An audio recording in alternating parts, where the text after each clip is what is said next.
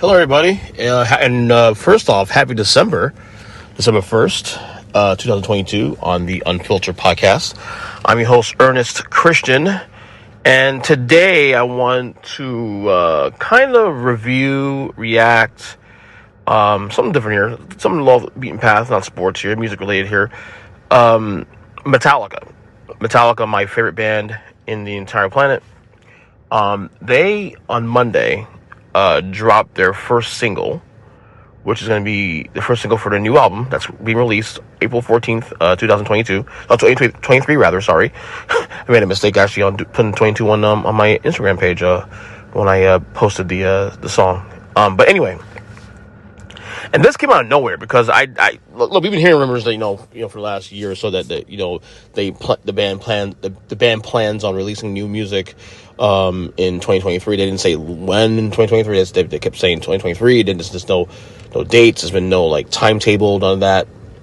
So I'm at work Monday, and all of a sudden I go on social media on one of my breaks, and boom, I see Metallica social media with a new backdrop, and I see the next thing on there I see is a 30-second clip of them playing a brand new song, and I'm like, whoa, is this new material just for a new album? Is this new material just to kind of get the fans to feel a little bit satisfied? Because they do that once in a while, because they take a long time to release records, first off. So once in a while they'll do little projects here and there, they'll release an EP here, or they'll release a couple of tracks that they were B-sides of an album that was supposed to be on an album, and then decide not to put on the album. And then I see that now, I go Apple Music first to see if the song is in full on Apple Music, and there it is. It's Lux AEterna. What do you call it? I'm just going to check out the title said properly. Let me see. It is Lux AEterna, which I think means eternal light in Latin, I believe. So I see the song, I'm like, holy shit. So you guys know I'm a diehard fan. It's my favorite band in the whole world. I had my big three: Michael Jackson, Metallica, and Queen. My three most favorite acts in history of music. Two of those acts are dead. Well, let's be real. Michael's passed away, obviously, 13 years ago. Freddie Mercury has been gone for 31 years, so then there's no music come from him. Little Queen does exist in another dimension. Queen with Paul Rogers, Queen with with Alan Lambert, but whatever. So Metallica's the only band I have left of originality that actually, I can react to in a big way, that when they release new music, I still feel like a little kid.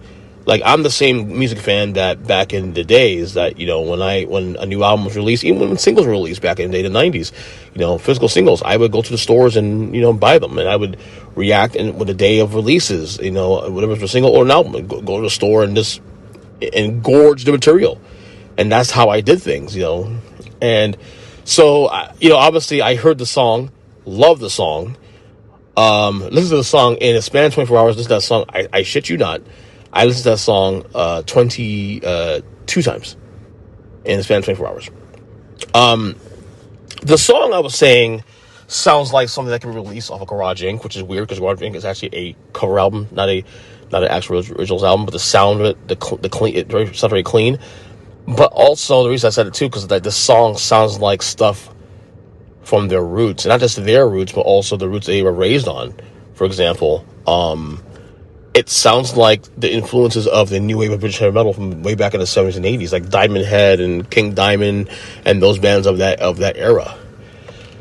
It's funny, Metallica gets older. Kirk just turned 60 last week, lead guitarist.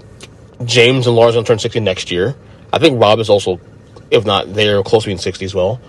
And the older they get, the heavier they are now, which is crazy because, excuse me, I'm in line to see my kids. Which is crazy because, if you see Metallica, of course, the last, the evolution from, Kill 'Em All the way through, they go thrash to more mainstream rock in the 90s with the Black Album, Load, Reload, and all that. Then if you Saint Anger, and Saint Anger is a heavy record, but it's heavy in a way fans didn't like because of the production, and then they get heavier with Death Magnetic, and Hardwired struck to actually heavy record as well too, and now this one, and I imagine the rest of the album, when it's released, it's going to be very heavy. I saw the song titles of if you go on Apple Music, you can see the album names already on the there. Obviously, the faded out because the songs not released yet, but The new album is called 72 Seasons. There's a song called 72 Seasons on the record. You got Shadows Follow, Screaming Suicide, Sleep Walk My Life Away, You Must Burn, Crown of Barbed Wire. You have Lux AEterna, obviously number 6.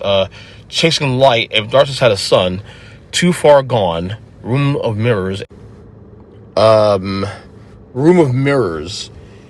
Inamorata are the song titles that I see there on the record. I see that will release on the record soon.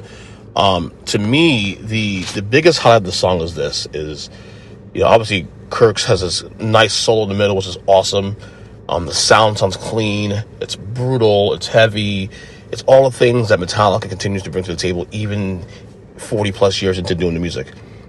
But the thing that's impressive the most about all this for me is, and granted, this is production, so I recognize that production makes this sound better. But James Hetfield's vocals, especially on this song, sounds immaculate. Now again, I've never claimed that James Hetfield was a great vocalist. No one has. In fact, he'll tell you that. But if you would have told me back in 1988 when they did Justice for All that 30 years from now James Hetfield would be a guy that would take care of his vocals in a way where now in his near 60s he sounds better than he's ever sounded in his entire career. Okay. Now, a lot of that has to do probably with the touring schedule now they've had for the last 20 years. It's a lot more feasible for them. They play shows with on weekends, and they with 2 on, 4 off, and that kind of thing. And they can do that because they're Metallica. They're the biggest bands in the world. James Hetfield takes care of his vocals, takes care of his voice. He sounds fantastic on this record, on this single. And I've been saying for the last maybe 10 years now, really, that James's vocals, even live, and I saw him in 2017, he sounded fantastic. And again, I'm not sitting there saying that James Hetfield was this great vocalist in the ilk of, Brandon Boyd and think of a vocalist that's a guy that he's not that. We know that.